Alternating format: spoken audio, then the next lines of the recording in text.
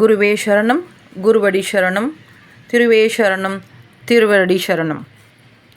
இப்பொழுது ஜாதகருக்கு ராகு திசை நடைபெறுகின்றது. ராகு திசை என்பது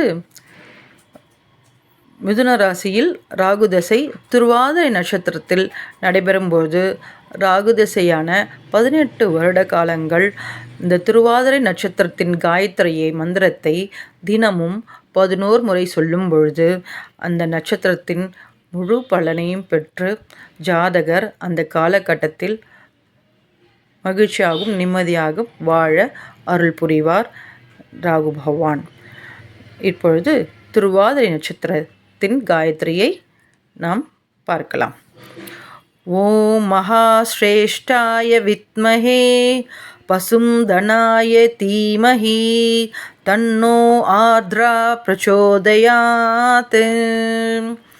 ஓம் மகாஸ்ரேஷ்டாய வித்மஹே பசுந்தனாய தீமஹி தன்னோ ஆர்த்ரா பிரச்சோதயாத். ஓம் மகாஸ்ரேஷ்டாய வித்மஹே பசுந்தனாய தீமஹி தன்னோ ஆர்த்ரா பிரச்சோதயாத்.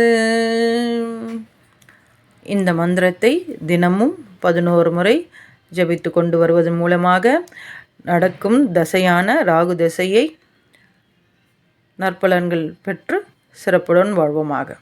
நன்றி.